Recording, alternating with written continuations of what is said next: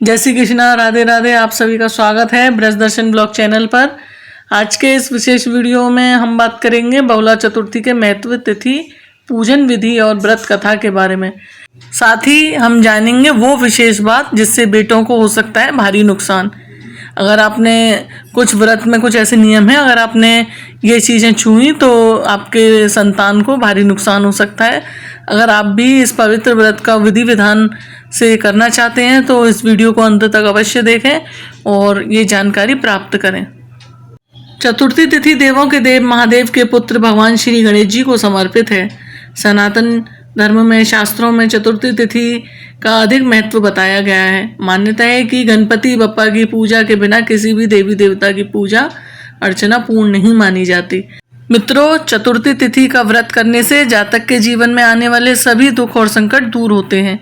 हर महीने के कृष्ण पक्ष और शुक्ल पक्ष की चतुर्थी तिथि पर भगवान गणेश जी की पूजा और व्रत किया जाता है। मित्रों, इस व्रत में श्री गणेश जी और गौ पूजन का विधान है। इस व्रत को पुत्रवती स्त्रियां पुत्रों की रक्षा के लिए करती हैं। जिन स्त्रियों के पुत्र होते हैं वो स्त्रियां इस व्रत को करती हैं। इस व्रत के प्रभाव से संतान की रक्षा व संतान की प्राप्ति होती है।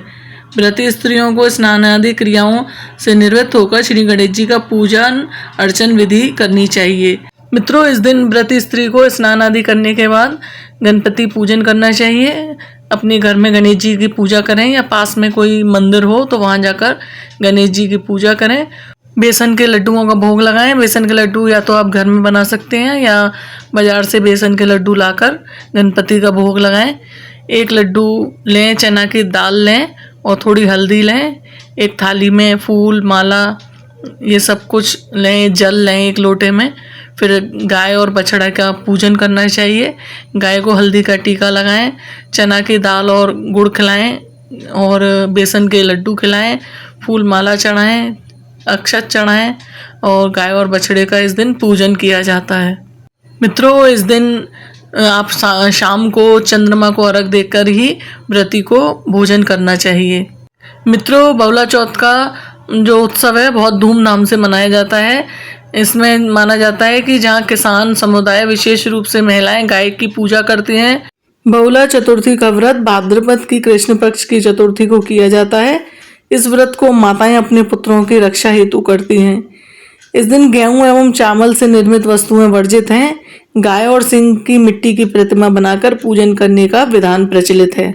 मित्रों, इस साल बहुला चौथ का व्रत 22 अगस्त को पड़ रहा है, तो इसलिए इस दिन जिन स्त्रियों के पुत्र हैं वो माताएं इस व्रत को रखती हैं और गणपति की पूजा करती हैं और गाय और बछड़े की पूजा करती हैं। एक चीज़ का और ध्यान रखना चाहिए मित्रों, इस दिन भूलकर भी अपने घर में जैसे चाकू का यूज़ नहीं करना चाहिए। जैसे कोई भी कटी हुई चीज़ों का सेवन नहीं करना चाहिए। जैसे आप कोई फ्रूट्स खा रहे हैं तो साबुत फल ही खाएं। भगवान का गणपति का भोग लगाकर आपको कोई फल काट के नहीं खाने चाहिए। या कोई आप आलू काटना या घर में कोई भी सब्जी बना रहे हैं तो आप किसी और से कटवा लें, घर के और सदस्यों से सब्जी कटवा लें। आपको इस दिन चाकू में हाथ नहीं लगाना है। इस दिन चाकू का प्रयोग नहीं किया जाता। कहा जाता है कि ऐसा करने से जो स्त्री इस व्रत को रखती हैं अगर वो चाकू का प्रयोग करती हैं तो माना जाता है कि वो अपने बच्चे को काट रही हैं। तो इसलिए इन मान्यताओं के अनुसार चाकू को इस दिन स्त्री को नहीं छूना चाहिए। इस दिन खाने में बेसन का प्रयोग किया जाता है। आप जैसे बेसन का खा सकते हैं, उसमें कोई नमक या उसका कोई विधान नहीं है। आप बेसन का खाना खा सकते हैं। जैसे बेसन के आप चीला बना सकते हैं। बेसन आप आलू डालकर बेसन के पकौड़े बना सकते हैं या आप इन्हीं चीज़ों को आप सेवन करना चाहिए। कोई जैसे गेहूं से बना हुआ कुछ खाद्य पदार्थ या चाकू से कोई भी कटी हुई चीज़, ना हमको चाकू से कोई चीज़ काटनी है ना खानी है। तो गेहूं से बनी हुई या कोई भी चीज़ों को खाने की अनुमति नहीं होती। आइए मित्रों, जानते हैं बगला चौथ के पीछे छिपी हुई कहानी। बगला चतुर्थी के उत्सव और बगला चतुर्थी व्रत के रखने के पीछे एक विशिष्ट कहानी है। बगला चतुर्थी व्रत कथा गुजरात राज्य में बहुत महत्व रखती है। बहुला नाम की एक गाय थी जो उसके बछड़े को खिलाने के लिए घर वापस आ रही थी। घर जाने के रास्ते में उसे एक शेर का सामना करना पड़ा। वैसे तो बहुला गाय मृत्यु से डर गई थी, लेकिन उसके पर्याप्त साहस के साथ उसने शेर से कहा कि उसे अपने बछड़े को खाना खिलाने जाना है। बहुला ने शेर से कहा कि वह उसे एक बार जाने को जैसे छोड़ दे, वह बछड़े को खिलाएगी और उसके बाद वापस उसी के पास आ जाएगी। उसने शेर से कहा कि उसके बाद तुम मुझे खा सकते हो। शेर ने उसे मुक्त कर दिया और उसकी वापस आने की प्रतीक्षा की।